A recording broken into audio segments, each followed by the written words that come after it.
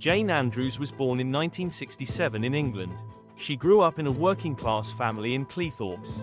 From an early age, she was ambitious, determined to rise above her modest beginnings.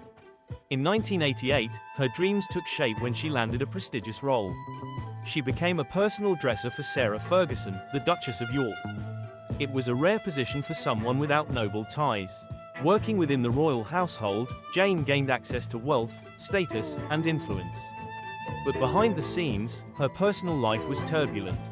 She struggled with anxiety, jealousy, and emotional instability.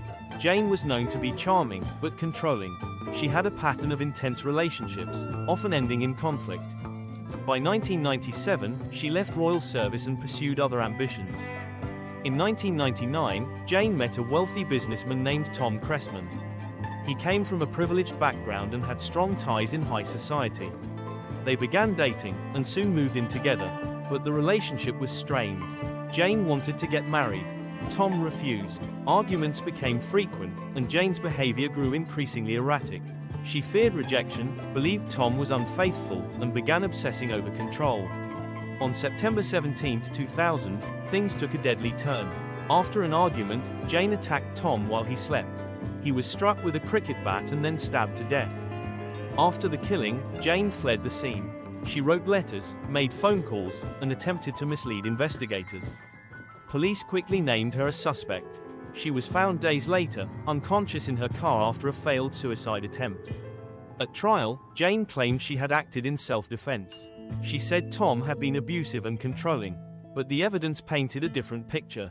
Prosecutors argued that Jane murdered Tom in a jealous rage after he refused to marry her. Her actions before and after the killing showed planning and awareness.